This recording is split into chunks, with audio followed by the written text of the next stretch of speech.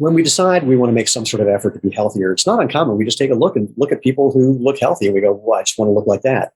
What if that's the dumbest thing you could possibly be doing when it comes to health? Well, we're going to find out more about that on today's episode of the Movement, the podcast for people who want to know the truth about what it takes to have a happy, healthy, strong body. Starting feet first, because those things are your foundation. But there are other things that come into play as well. We'll be dealing with those today. On this podcast, we break down the propaganda, the mythology, sometimes the outright lies you've been told about what it takes to run or walk or play or do yoga or CrossFit, just live your life enjoyably, efficiently, effectively. Did I mention enjoyably? Trick question. I know I did, because look, if you're not having fun, do something different than you are, because you're not going to keep it up anyway if you're not having a good time. I am Steven Sashen, your host of the podcast and the CEO and co-founder at ZeroShoes.com. If you want amazing, lightweight, super comfy shoes for anything you do, that's where you go for that. And we call this podcast the Movement, because we are creating a movement. And I say we because that includes you. It's free, doesn't take any effort. More about that in a second. About natural movement, letting your body do what it's made to do, helping people rediscover that natural movement is the obvious, better, healthy choice, the way we think about natural food. Now, the movement part that involves you, it's easy. Go to the website, www.jointhemovementmovement.com, because you'll find previous episodes, all the ways you can interact with us. I mean, you'll find us wherever podcasts are podcasted, but you'll also find our links to our YouTube and our Instagram and Facebook, et cetera, et cetera. There's nothing you need to do to join. That's just the URL that I found. But what you need to do if you like what you're discovering is share it. Spread the word, give us a like, a thumbs up, a review, all the things you know how to do. In short, if you want to be part of the tribe, please subscribe. So let's get started. Kaisa, it is a pleasure to have you here. Why don't you tell people who the hell you are and what you do? Well, first of all, thank you so much for having me here. I'm very excited to have this conversation with you. I'm a lot of things. I like to sum it up. I like to say I am a movement coach.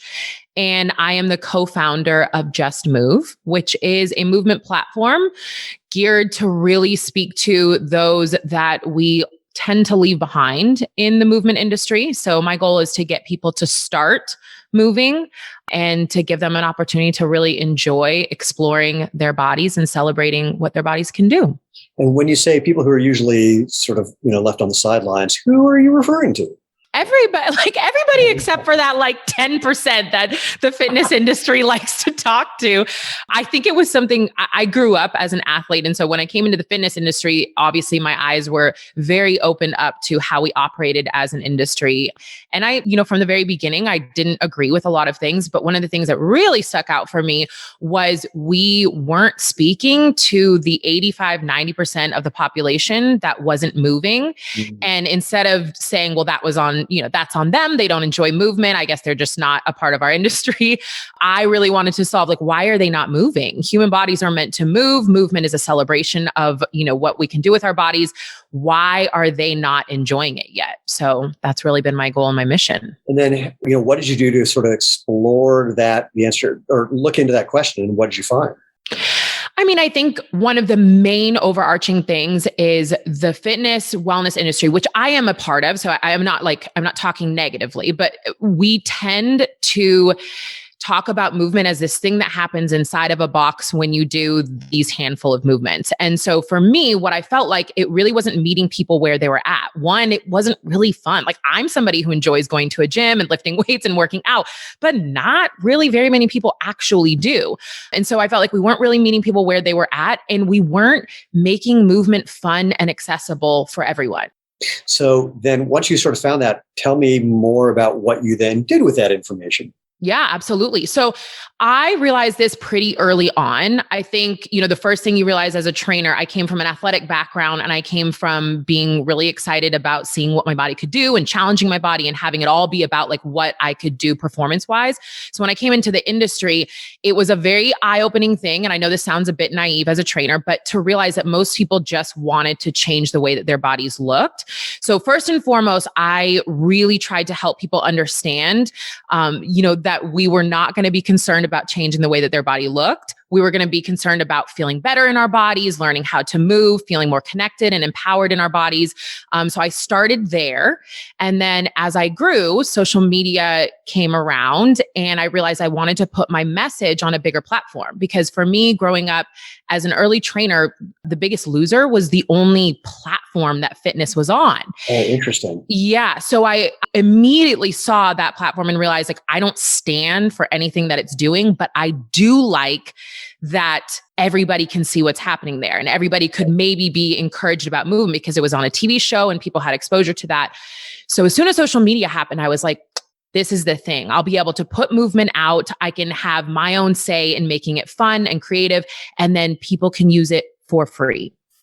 So I often do this at the top of a show, but not always, but especially given what you just said. Can you think of any movement-y thing that you could share with humans who might be watching or listening or driving and listening, hopefully not driving and watching, just anything that could give them just the tiniest little flavor of what you like to do with other humans?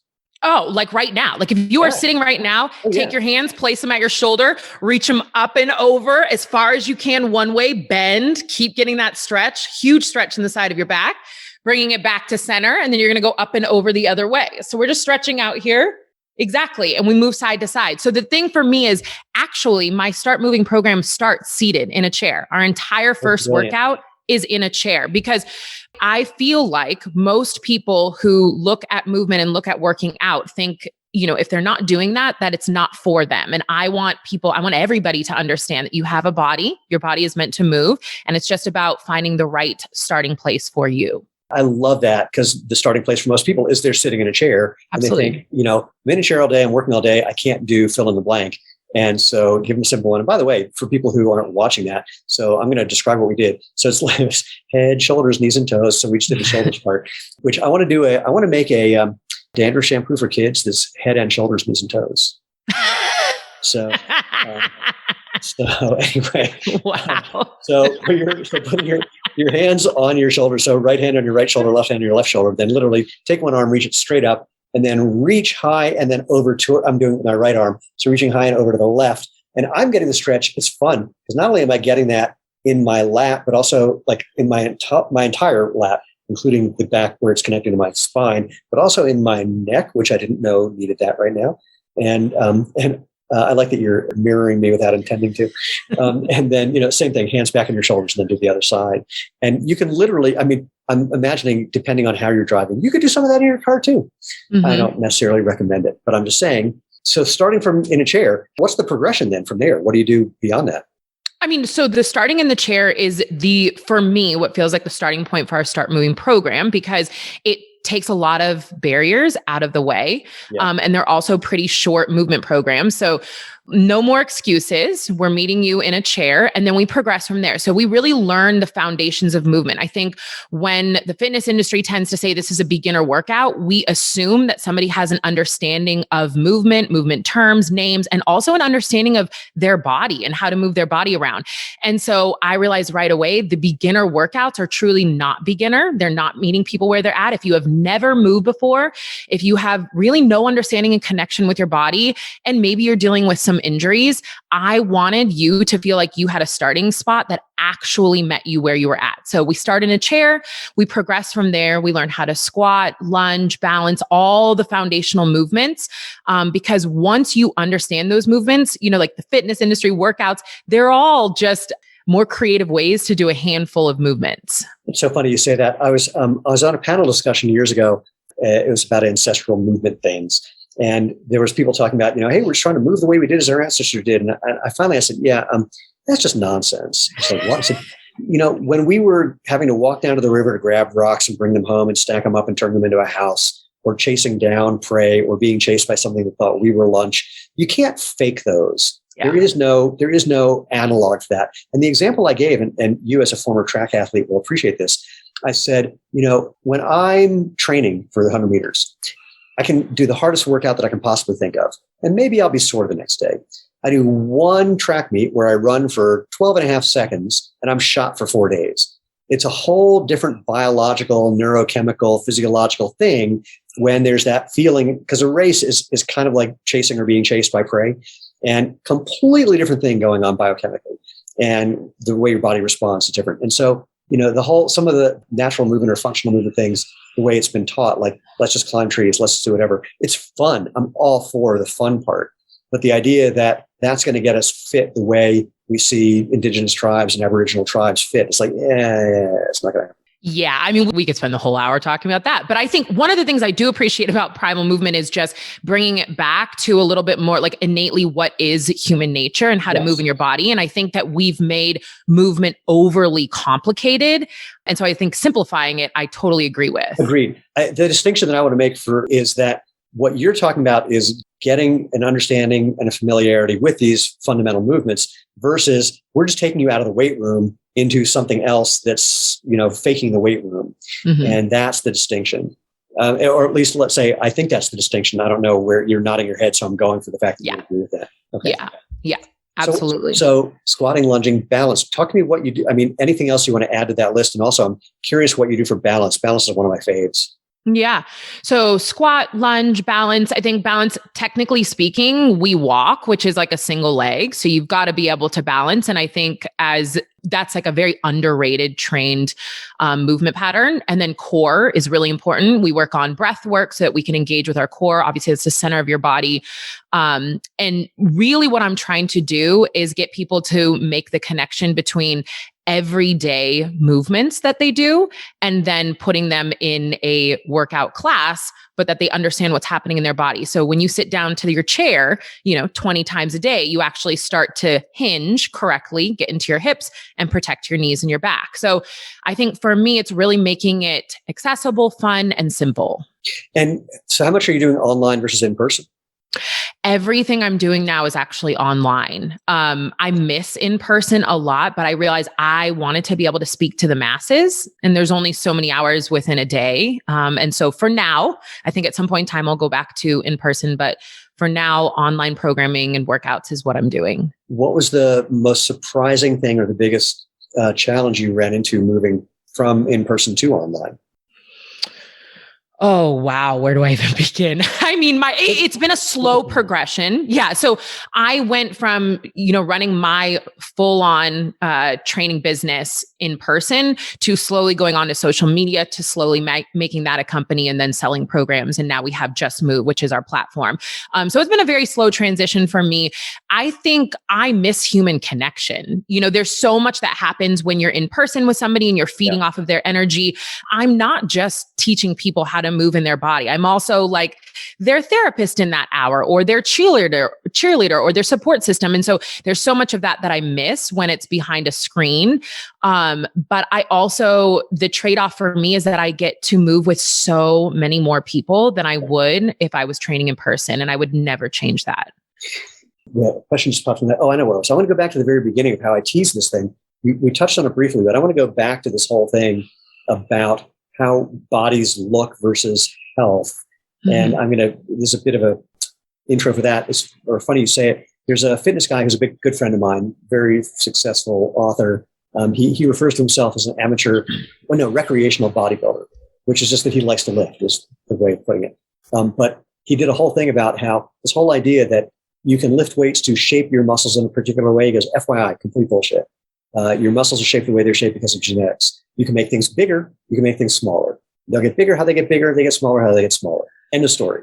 You can work on certain things a little bit. Basically, he was just trying to debunk this idea that you could look at a picture of somebody and go, I want to look like that, and think that that's actually doable for you, especially when who you're looking at in magazines or et cetera are genetic freaks who've been airbrushed. Amen. Yeah. My saying is health is a feeling, not a look. And so for me, I am genetically muscular. So I'm 35 right now, but I grew up in a time where there were definitely female athletes, but there weren't magazines. There was definitely not social media. So I wasn't seeing anybody that looked like me. I was basically I was a freak of nature back then, and totally, with CrossFit and everything now, strong is beautiful. That's a whole thing. And young girls coming up can see themselves in many women that are, more genetically muscular now. But I had to have an understanding of being grateful for what my body was doing physically rather than what my body looked like. And so for me, my saying, I am more than my body, really helped me to understand that I'm not defined by what my body looks like, but I'm also grateful for everything that she can do. do. But when she is her healthiest, when I'm taking care of her, I'm moving, I'm sleeping, I'm eating, she's going to look however the hell she wants to look like, and I'm not going to be able to change that. And so when it comes to training and helping encourage people to live a healthier lifestyle,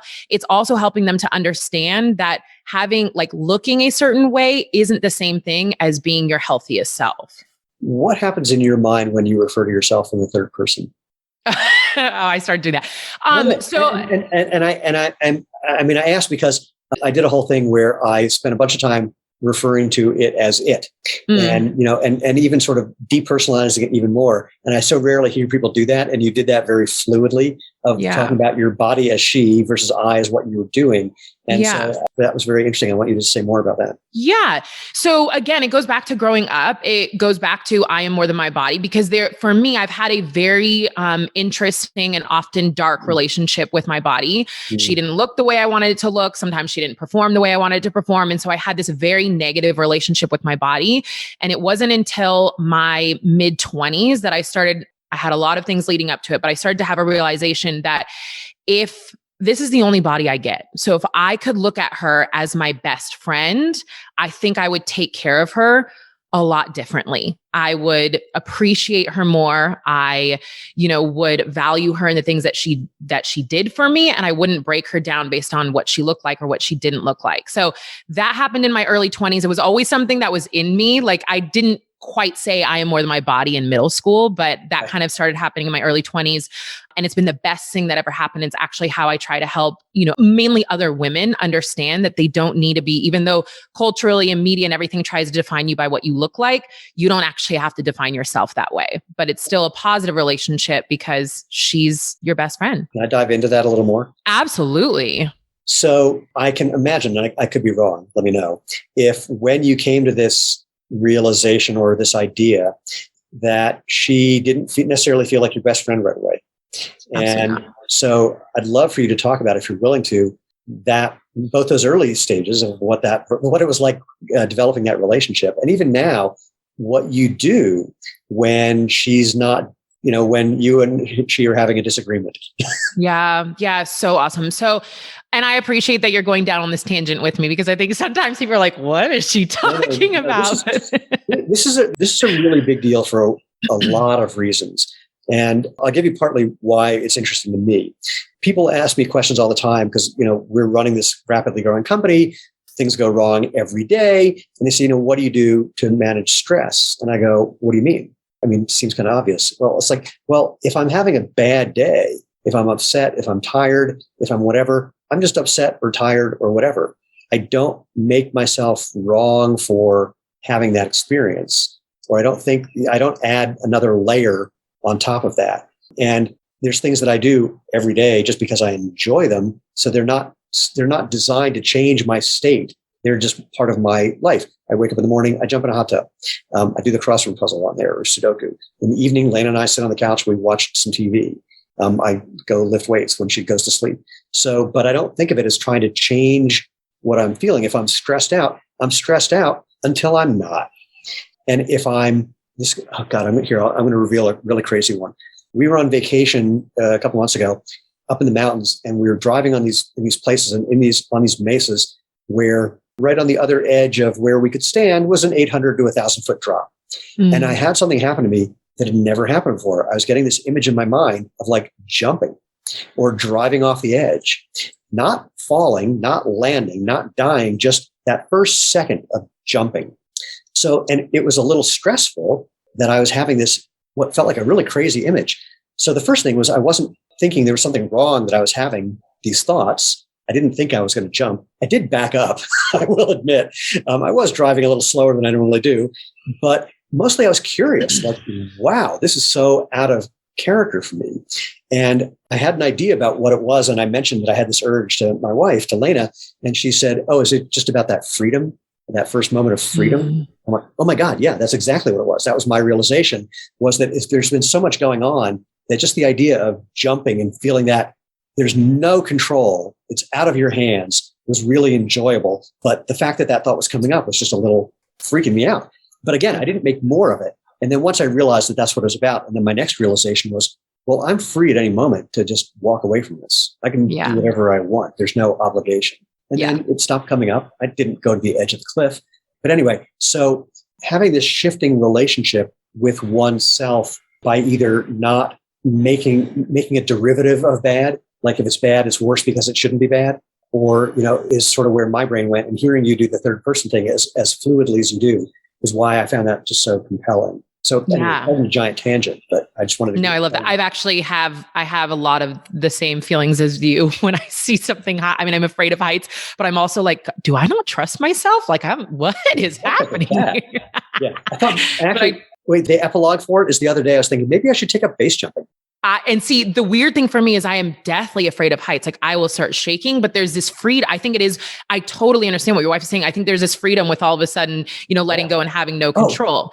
Not that it would happen. I wouldn't do that. But well, I got to tell you, I just realized this. So years ago, I did go skydiving. I did a tandem jump, which means I got a guy strapped on my back, and which I do all the time anyway. But this time we jumped out of a plane. But anyway, there's two ways of getting out of the plane. One is you stand out on the strut and you just let go. And the other is you just roll out of the plane. And we're going to do the roll out of the plane version. And the guy says, what you have to do as soon as we roll out, just spread eagle. Because if people freak out, we start rolling and then we're out of control and we can just hit the ground. So we start to roll out of the plane and I have no experience of having left the plane. It didn't feel like anything. And so we start to roll a little bit. And as a former All-American gymnast, I'm going, oh, this is awesome, man. We're going to flip. And I'm like enjoying the whole thing. Meanwhile, this guy is slamming my helmet as hard as he can because he thinks I'm panicking. I'm just loving it. And then I go, oh, yeah, right. And then I do the spread eagle thing. Well, we land like 5 minutes later, and there's a picture I had on my refrigerator where I'm ecstatic, and you could tell he is still furious. Oh my gosh. I couldn't even imagine. More kudos to you. I don't think that's never going to happen for me. I will never have that experience. One day, I'll do another tandem jump. I'll give you a call. I think I'm going to have to pass. But bringing it back to, I think the original question was, how did I start having a conversation? What was it like? What was it like early on when she clearly was not your best friend? And what's it like now when every now and then best friends have, conflicts, disagreements? Yeah. So I grew up as an athlete. I grew up feeling very different than my peers, but I also grew up feeling very empowered in what my body could do. So there was always a very interesting relationship with what was happening with myself and my body. And when I went into high school, I started to go through some really deep, dark times. And we don't have to get into that, but I did not want to live. And so for me, my freshman year in high school, one of the things that I had to do was turn towards what I felt like brought me the most joy at that time. And the only thing for me was movement. And so at that time, I kind of went full force into soccer and track and field. And so this is when my love and appreciation for movement happened, because it actually saved my life. And so at that point in time, I started to have a deeper connection with my body and became grateful for her, but at the same point in time was often very disappointed in her based on, either what she was looking like or the fact that she wasn't as good of an athlete as I wanted her to be. I had expectations that she wasn't matching or meeting. And then I went to the University of Washington. I did track and field. And again, she just completely disappointed me with injuries. And so in my early mid-20s, I had a freak soccer accident and I broke my leg. And at that point in time, I'd already been training, but that was my most pinnacle moment of realizing that I was separate from her, because it was the first moment that I realized how much I depended on her and how grateful I was for everything that she did for me, no matter how many years I spent talking trash about her and beating her up and always saying she wasn't good enough and literally looking in the mirror and nitpicking everything about her. I had the moment of being like, I am nothing without you. All of my hopes and dreams disappear if I don't have you to go carry me through life. And so I literally remember, it was my left leg. I literally remember talking to her in that moment and saying, if you heal faster than the doctor said that you would, I promise I will take care of you for the rest of my life. I will do anything and everything that you ask me to do. I will always listen to you. And I think that was that pinnacle moment for me. And that was that game-changing moment. So she's always been my best friend, but she's been my best friend ever since. That realization that despite all of your, this is going to sound, it's metaphorical somewhat, despite all of your horrible treatment, she never left. She never, kept showing up over and over and over, despite all the things that you were doing to deny, distance, change, not accept, et cetera, which is, I'm only crying a little bit, but because we can all do this. It's an amazing thing. I didn't have that version. I had one where I realized that all the complaining that I had ever made about how I thought my parents, particularly my father, should have been, that had he been the way I had been internally demanding, I would have been unfit for human consumption. Had he not been the sort of, create the walls that he did, I would have not had anything to bounce off of or contain. And the thought was, I literally wouldn't know how to deal with humans. I have a hard enough time dealing with them as it is, because I say things like, I've had people say to me, I say, how you're doing? They go, well, I just got cancer. And I go, oh my God, that must be so exciting. And they're like, and they say, and here's the thing, people usually look like you do and their eyes pop out like, what are you, crazy? What they usually say is they look around to make sure no one else can hear and go, it totally is. Because they're having something like that is one of those moments where you suddenly realize, I'm only going to deal with people that I like. I'm not going to deal with situations that are not helpful for me. It really just puts your life in focus. It's a variation of, I had an ex-girlfriend who was dying of cancer, and I called her. I said, I'm very upset because you're living my fantasy. She goes, what's that? I said, think about it. She goes, oh, I know I'm going to die. I said, yeah, what a gift. She goes, it's incredible.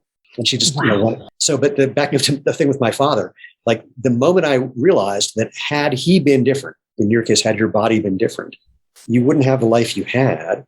And I could think of the infinite ways that mine would have been worse. My next thought was, hey, I don't need therapy. Because that was, it's over. I'm not arguing with that kind of reality any longer. And so I love hearing your story about that. Yeah. Yeah. I still go to a lot of therapy. I need a lot of therapy, but. So now when you find yourself having one of those thoughts, how do you experience the thought differently than you did early on? And what do you do after that thought arises? Absolutely. Yeah. So for me, it's human nature to have negative thoughts about yourself or life or anything. Yeah. So I don't try to control them. I actually try to welcome them and have them. The difference is I don't sit in them. I don't dwell on them. So for me, especially as, a teenager and early on in my 20s, I just lived in those dark moments. They just consumed me. I was those dark moments. I was every negative thought that came into my mind. I was that. And so it's not for me that I'm trying to get rid of that. I'm just trying not to dwell in that. So every single day I have a negative thought about my body. Every single day. She is, 35 now and she looks completely different. And the first thing I want to say about her is something negative, and I just allow it to go in and out. And then I replace them. It's how people talk about practicing at the gym and doing reps. I replace them with something positive. I say this all the time.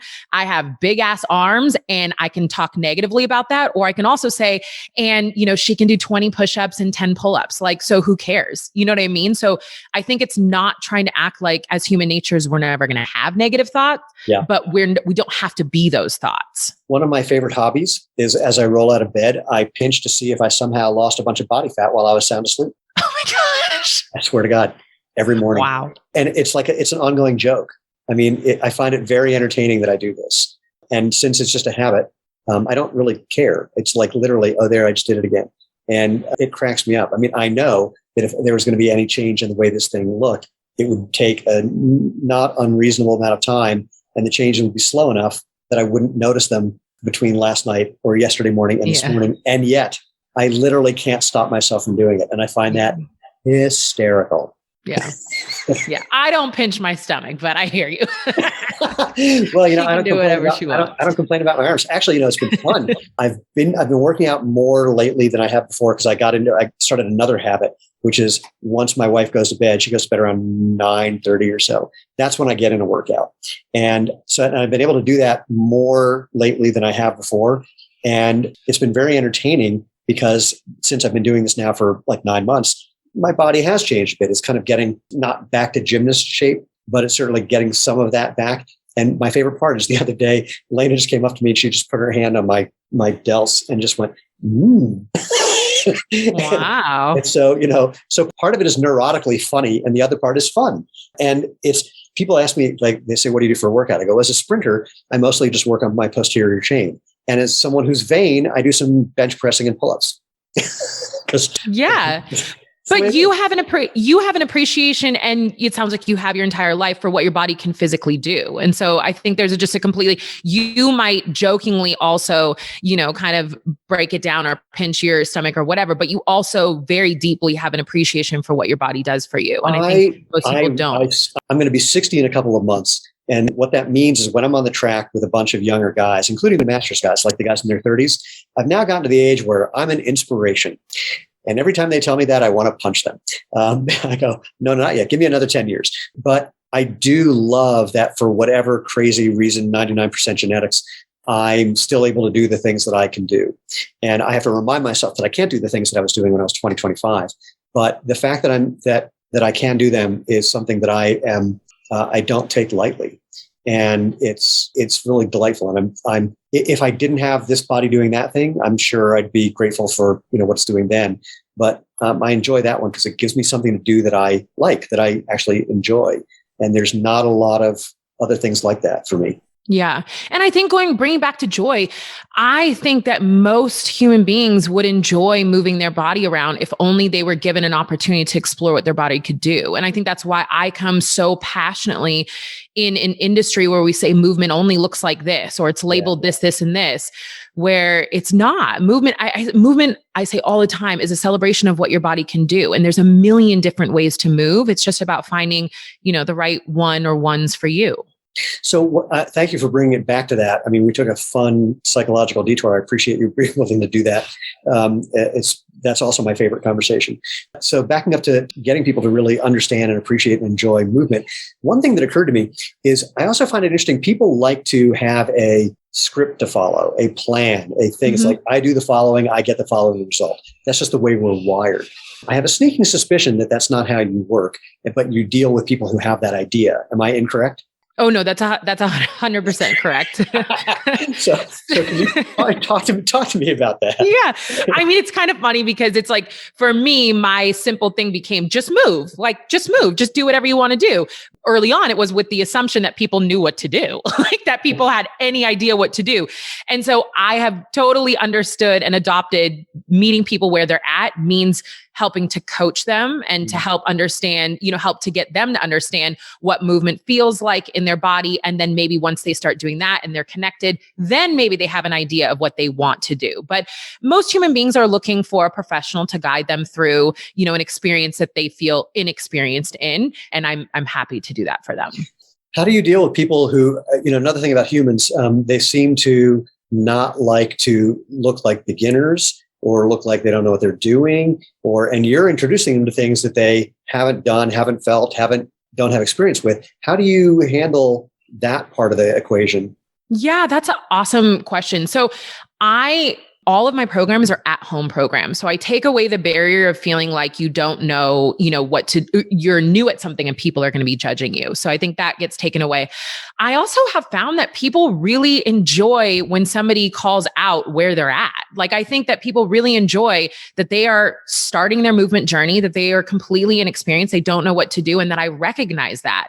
I think the issue is that most of the time in this industry, a beginner gets talked down to or gets like dumbified in some way. And I think that for me was really important that as I coach, like you're on your own spot in the movement journey. And just because I'm over here or you're over here doesn't mean anything different about you. You're not any less. And so I think I have not experienced anything negative about people feeling like they're starting their journey. I think they actually really enjoy it. That's a wonderful position to take. And in a similar vein, I mean, there's another thing with coaches in particular, where people come to them to a certain extent. Well, the problem that I see with people who are fitness coaches is there's a certain kind of pressure where they think they need to look a certain way in order to get clients because they will think the clients are going to use them as the thing to emulate.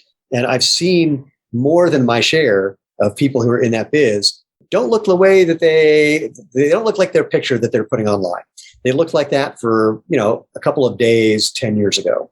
And there are very few people who are not caught in that trap. And I've seen it cause a tremendous amount of stress for people. Yeah. I mean, I don't sell anything about the way that I look or the way that you are going to look. I sell all about how you're going to feel and learning about your body and learning how to move and get connected with your body. So I'm not worried about that. I also think some of the most intelligent coaches don't look a certain way. So I've been, my mentors, I've been in the industry for 12 plus years. Like some of the most incredible coaches are actually very knowledgeable and educated in what they do. And they're not selling a look. They're selling how they can help, you feel better and perform better in your body. Yeah, it's, again, we could go into this almost forever. It is so interesting how the fitness industry has grown, how people approach it, but from both sides, the people who are teaching, the people who are participating, the people who aren't participating. And I love that you're kind of deconstructing this in a certain way. I think that's super important, because if we don't know the pool that we're swimming in, I don't know where I can't figure out what the rest of that metaphor is going to be. But if you don't know, maybe it's this. If we don't know we're in a pool, it'll be hard to swim. Oh, yeah, absolutely. And I think one of the things that's so easy is to be a trainer, be inside the industry and, kind of talk negatively about the industry. And I think for me, what I realized was we have so much power and control over how we change the conversation of health and wellness. And so for me, what I'm trying to do is get just a lot more people on the same page about, as trainers, as people that are actually working one-on-one, we have far more control than media. Like sex sells in the media. That's never going anywhere. Like they're always going, like the industry is always going to prey on, the big corporations are going to prey on your insecurities and, how they can sell you something that, to fix all of you. That's never going anywhere.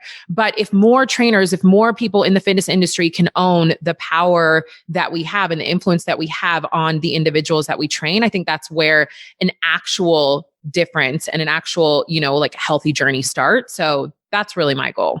I like that. And I would hope that more people start to similarly kind of deconstruct the whole thing, so that they're not just pitching a program that's here's the beginning, here's the end, here, promising that you're going to get results that you can't necessarily get, probably can't get. Oh, you know what? I just remember there's another fitness person that I adore who did a long rant about this. It was basically saying, take a look at the people you want to look like. Really look at them hard. Now, I want you to think about this over and over. You will never look like them. It just went off. It's like, you should be, look, if you are somewhere between 15 and 20% body fat as a guy and you can do that and enjoy it, good, you're done.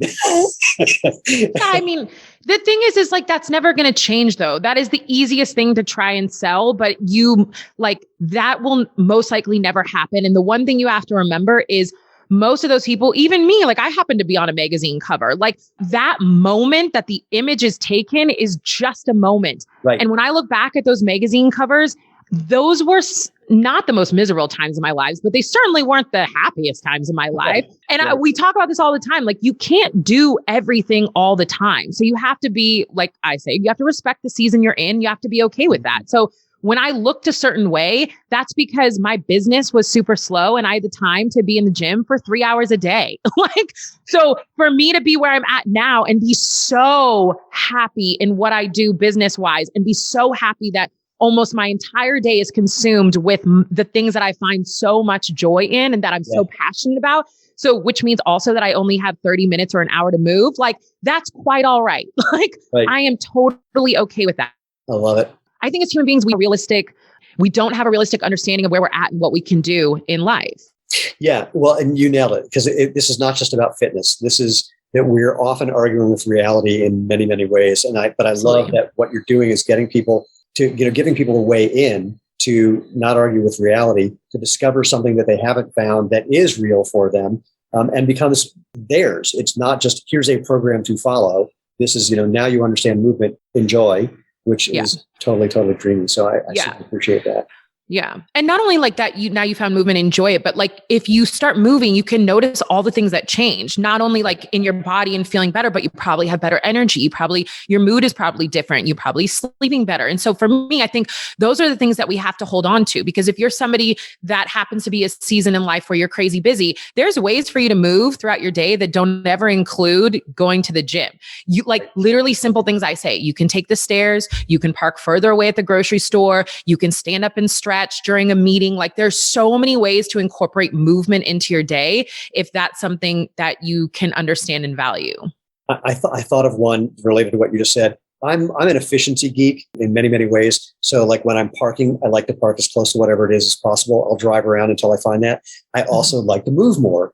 But I can't reconcile those two currently. So right now I park as close as I can park. My fantasy is that one day I'll have enough cash to buy a stupidly expensive car where I'm going to want to park it far away so that no one's going to bang into it. and then it will inspire me to walk more which I enjoy doing, but I couldn't justify it currently. So human of you to be like, when this happens, then all of this will happen. I know. How about you just do it now? I know myself well enough that the only thing that will, get me out of my efficiency thing is I don't want someone to bang into my car. And the only way I'm going to have that thought is if I have a car where I really don't want someone to bang into it, where it would really be upsetting. So I understand that about me. The power is that you understand that about yourself. So I actually appreciate that. Exactly. I know that I need to have chocolate in the house and it has to be really, really good because then I only eat a small amount because that's all you can tolerate when you have really good chocolate. So but you're bringing up a great point of understanding yourself and knowing yourself. Like the point of knowing yourself is so powerful because I think if you don't know yourself, you can't set yourself up for success. Yeah. So I think that's something for me that I like. I really appreciate that you're bringing that up, but I think it's huge for people to understand and be very real with themselves. Know yourself, understand yourself. What part of life are you in? What season are you in? And then do what you can within that season with the energy and time that you have.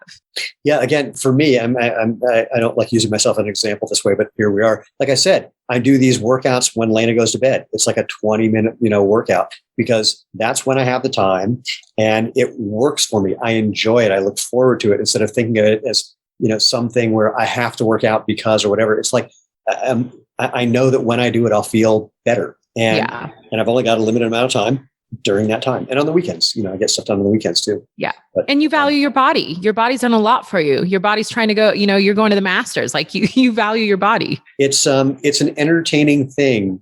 It's like when people say, sometimes people argue with me about the whole minimalist footwear thing. They say, well, we didn't evolve to run on hard surfaces. Like we didn't evolve to do double twist and double backflips, but I used to be able to do one. Yeah. So, it's entertaining to push and see what you can do that you haven't done before. I was like, one of the reasons that I wanted to chat with you is I like the idea of playing with movement so that you can find a broader repertoire of things that you can do. So, because that's what I enjoy doing. Like if I was ever in some sort of workshop where they wanted us to move in some way, like see how many ways you can do fill in the blank. I'd be the first guy to climb like into the rafters or leave the room or, be upside down or just like look and see what everyone else is doing and find a way to do the opposite of that. Because I just find that peculiar. Like my latest one, I'm trying to see how long it's going to take me to train myself to put on my pants right leg first instead of left leg first until I can't remember which way I actually do it. Yeah, we had to do that in training. We demonstrate always on one side, so then we had to start demonstrating on the other side. But yeah, breaking patterns and mixing things up is so important. But yeah, I appreciate your understanding of your body. And I think that that's a gift that I am trying to bring to so many other people because we have experience as athletes of how incredible our bodies are. And I think if more people understood that the body you are in is the only body you get, and it is an absolute miracle that you are in it. And if we celebrated that and, moved because that's a way to express how much we're grateful for what it can do, I think the world would be a very different place. I think, and I'm going to start wrapping it up on this idea. I think at the very least,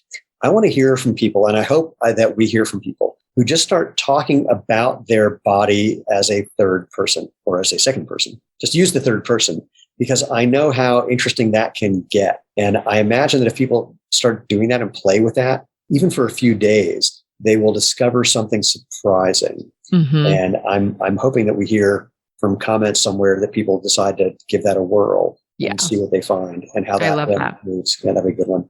I love that. Okay, so this has been such a treat. Can you do me a favor? Tell people if they want to find out more about what you're up to so they can join you in what you're doing. Can you tell them how to do that? Yes. So you can find everything about me on justmove.com. That's the platform. That's where I coach and I encourage movement.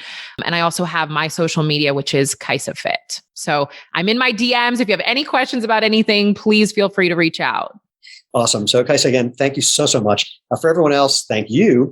And again, just a reminder, go check out www.jointhemovementmovement.com. If you have any questions, comments, recommendations for people who should be part of this conversation, drop me an email. I'm at move@jointhemovementmovement.com. And of course, again, if you want some awesome footwear to move in, that's zeroshoes.com. But most importantly, go out, have fun, and live life feet first.